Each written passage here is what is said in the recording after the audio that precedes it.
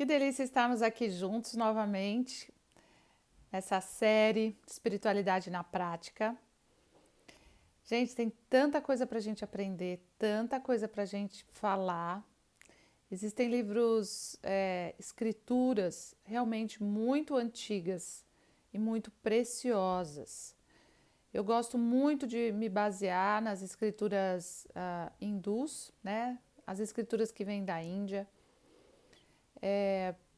Porque muitas coisas são tão antigas que não existe o ego de quem escreveu, vamos dizer assim, né, com o objetivo de colocar só um lado da questão. Mesmo porque naquela região da Índia existe, de uma forma interessante de se falar, quem já esteve lá sabe, existe realmente um portal de conhecimento espiritual aberto e muito precioso. Por isso aquela região dos Himalaias, né? Índia, Nepal, Butão, enfim, toda aquela região dos Himalaias, as pessoas têm a oportunidade de se conectarem. Isso é um mérito, uma sabedoria que sim, nós podemos trazer essa sabedoria para o nosso dia a dia, na prática do nosso dia a dia. Então a gente não precisa morar nos Himalaias ou morar na Índia ou estar nesses lugares.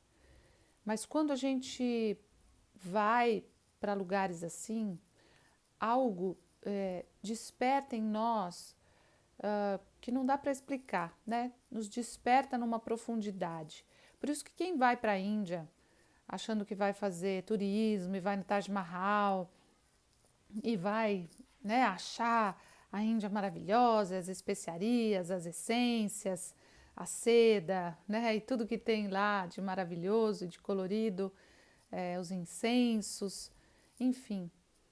Quem vai só com essa visão turística acaba perdendo a oportunidade de enxergar realmente o que a Índia vibra.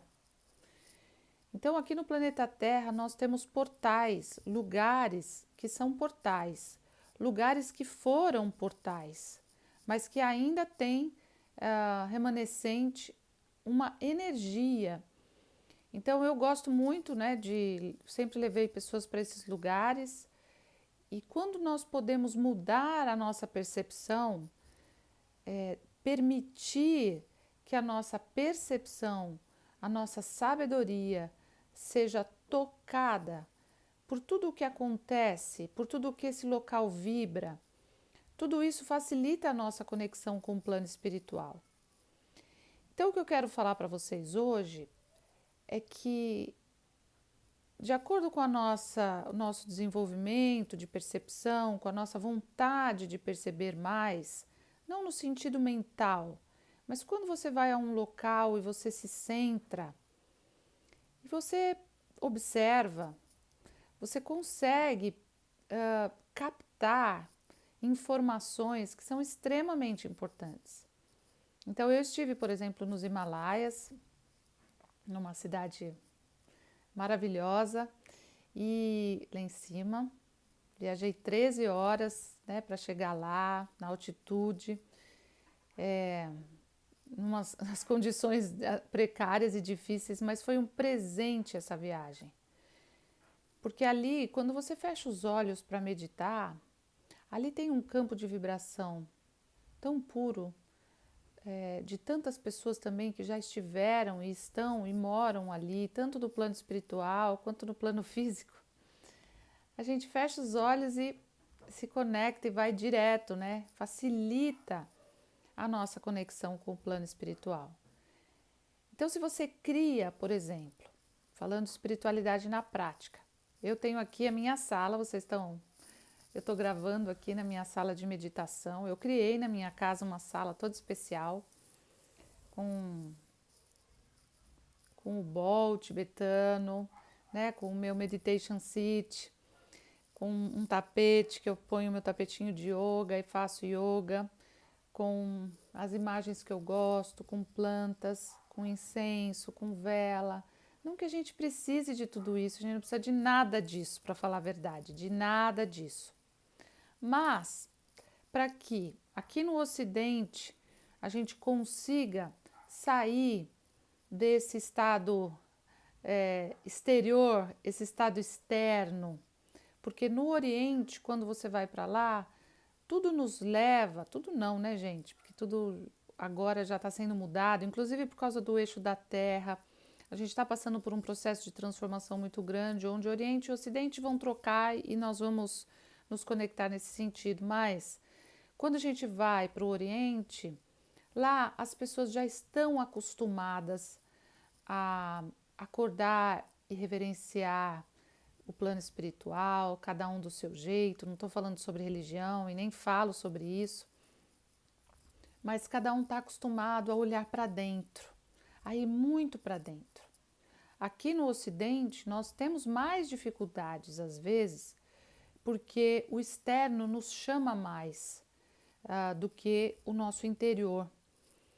Então, quando você cria um ambiente, nem que seja um cantinho, né? Ou você cria um hábito de você sentar na sua cama antes de dormir, a hora que você acorda, mesmo você sendo casada, mesmo com os filhos, cachorro na cama, você coloca um fone ou não coloca, mas você cria um hábito de você ficar em lótus, né? Que é importante, eu tô assim agora aqui, porque a gente fecha o circuito para que essa energia fique mesmo voltada para dentro, né? Então, quando a gente faz, por exemplo, né, coloca as mãos assim, ou né, nos joelhos, que também fecha o circuito, né? Ou quando a gente fica assim, nós podemos criar uma rotina de prática espiritual. Então, se você pode fazer isso na sua cama, você pode fazer isso no hotel, você pode fazer isso em qualquer lugar. Mas quando você tem na sua casa um cantinho que te chama, como eu tenho aqui, então é um prazer.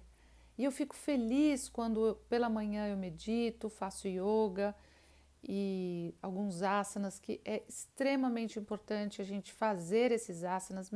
Gente, yoga não é você se fazer contorcionismo, você competir, agora eu consigo pôr a cabeça no pé, ou consigo ficar de ponta cabeça. Não é isso. É você realmente se entregar a essas práticas orientais que são chaves para que a gente vá mais rápido para o plano espiritual, como as respirações, como os asanas, como as meditações, né, os mantras.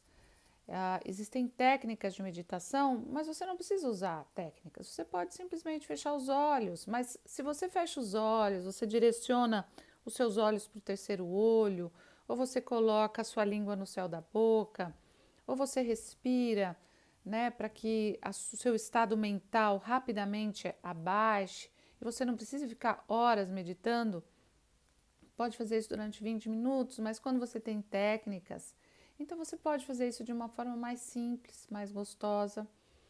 E se você cria esse ambiente na sua casa, esse ambiente ele vai imantando essa energia, essa frequência, essa vibração melhor, né?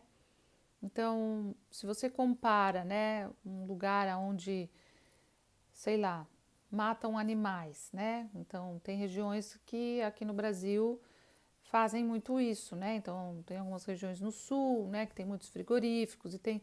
Você vai para uma região dessa, como você se sente? Quando você vai para uma região indígena, onde realmente existem rituais, onde existe um respeito maior pela natureza, pelos animais, pelas plantas, enfim, pela água. Como é que você se sente? Então, quando você observa na sua casa, o que é que você tem na geladeira, como você organiza as suas coisas, como você tem uma beleza, né? Não tem tanta coisa amontoada. Quando você tem uma beleza leve na sua casa, então tudo isso facilita o seu estado de ir para dentro. E principalmente você deixar um tempo para isso, você já saber que você tem um tempo, 20 minutos, meia hora, 40 minutos, para você ir para dentro. E quando você cria esse hábito, e você às vezes fica até alguns dias, talvez, eu estava fazendo isso, não deu tempo de meditar, você começa a sentir peso, você consegue sentir a diferença de como é a sua vida, como a sua vida flui melhor quando você medita e quando você não medita. Porque quando a gente medita, a gente entra no fluxo do todo. Então a nossa vida fica com menos esforço, porque nós estamos conectados tanto com o Yin como com o Yang, com as coisas mais terrenas e as coisas mais sutis, e nós entramos no fluxo daquilo que nós viemos a serviço. Nós não viemos nessa vida só para a gente trabalhar para a gente, acumular para a gente, guardar para a gente, ter a nossa família e ter tudo para a gente. Nós viemos a serviço, nós viemos evoluir, nós viemos ser felizes, nós viemos crescer. E se isso é feito de uma forma mais consciente, de uma forma mais interior, quando você vai para o externo, você está mais equilibrado para tudo e você está mais no fluxo. Então a minha dica para você dessa série Espiritualidade na Prática é: tenha um lugar na sua casa, dê uma observada. Quando você chega no seu quarto, o que está em excesso? Quando você chega na sua cozinha, na sua geladeira, que tipo de energia, que tipo de produto tem ali na sua despensa? Que tipo de vibração tem ali? Tem um monte de produtos que não tem energia nenhuma, né? Tem produtos que são como arroz, como feijão, como a lentilha, como grão de bico, né? Como coisas que têm vida, né? Na sua geladeira, na sua fruteira, as suas plantas. Então tudo isso faz muita diferença para a nossa espiritualidade